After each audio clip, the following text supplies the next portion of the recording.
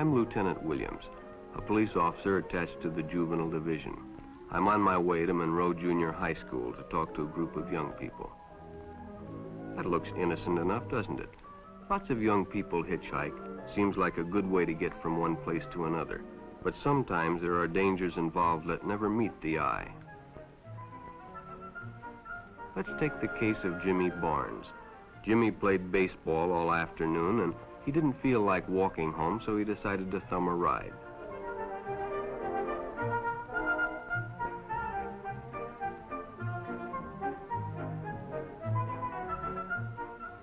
He'd done it 100 times before, and he didn't think anything was unusual when the driver struck up a friendly conversation. In fact, he seemed like a real nice guy. He asked Jimmy if he played baseball in the park often. Jimmy told him they practiced 3 times a week and played a rival group on Friday afternoon. The stranger was a good listener, too, and it only seemed minutes before they pulled up in front of Jimmy's house.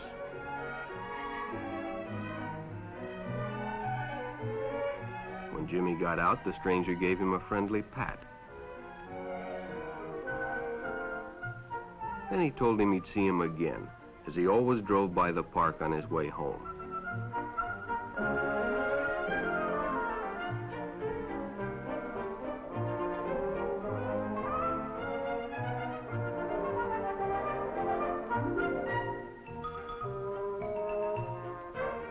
Sure enough, the following day, when Jimmy finished playing ball, well, the man was there waiting.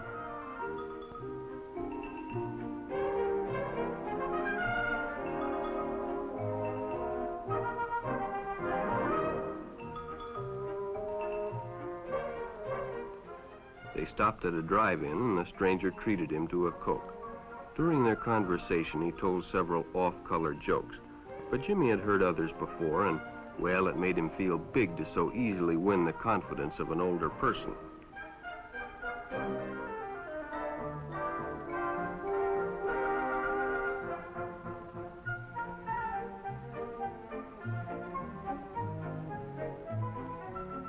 The following Saturday, they went fishing together.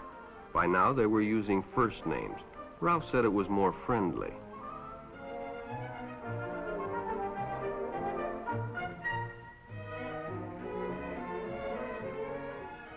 Jimmy hadn't enjoyed himself so much in a long time. Then during lunch, Ralph showed him some pornographic pictures. Jimmy knew he shouldn't be interested, but, well, he was curious. What Jimmy didn't know was that Ralph was sick, a sickness that was not visible like smallpox, but no less dangerous and contagious, a sickness of the mind.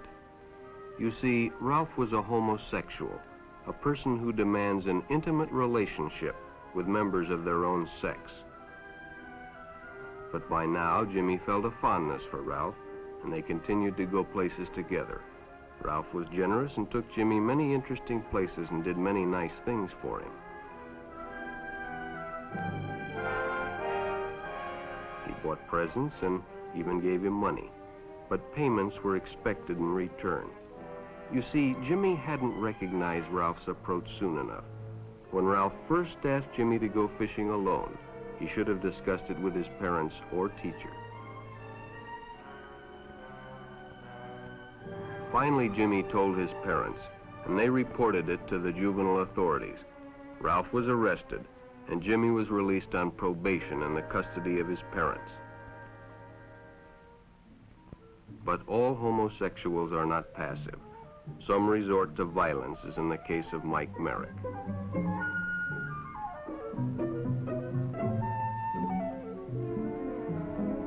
In the heat of competition, no one noticed the man who sat and watched.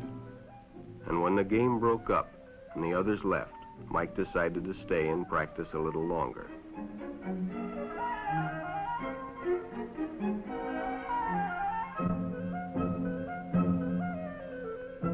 The stranger joined him. He was friendly and, well, it was better than playing alone. But after a few shots, Mike realized he had already overstayed his time and suggested he better leave. The stranger told him if he'd like to stay longer, he'd be glad to drive him home when they finished. Sounded great to Mike. Chance to play longer and get a ride home, too.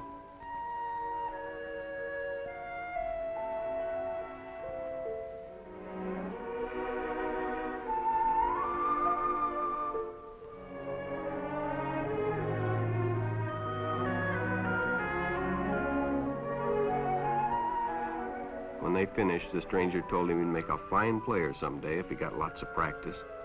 The companionship, the praise, the friendly attitude dispelled any misgivings Mike might have had about going with a stranger. He probably never realized until too late that he was riding in the shadow of death. But sometime that evening, Mike Merrick traded his life for a newspaper headline.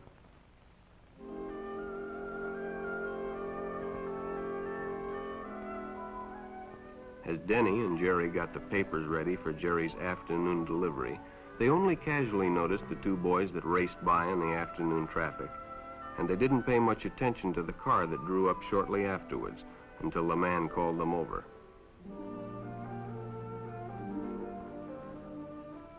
Had two boys been by on bicycles? The boys nodded they had.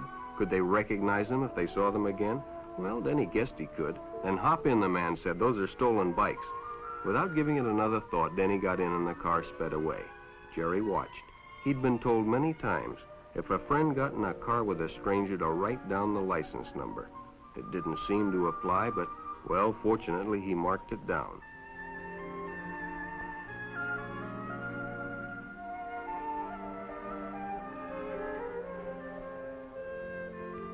When he delivered a paper to Denny's house, he asked his mother if they'd caught the boys that had stolen the bicycles. Denny hadn't returned, so he told her the story and gave her the paper with the license number.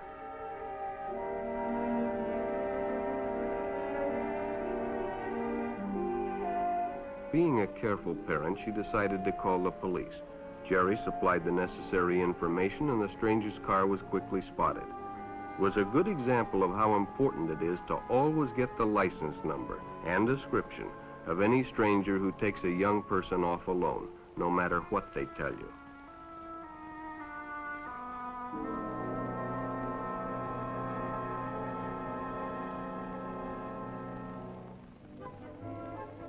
Public restrooms can often be a hangout for the homosexual.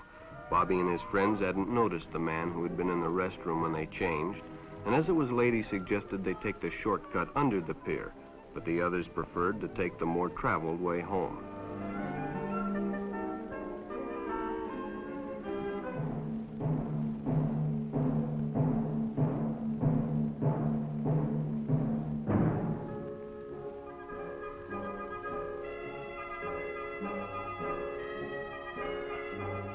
When Bobby recognized the stranger as the man in the restroom, the shortcut under the pier didn't seem like a good idea at all.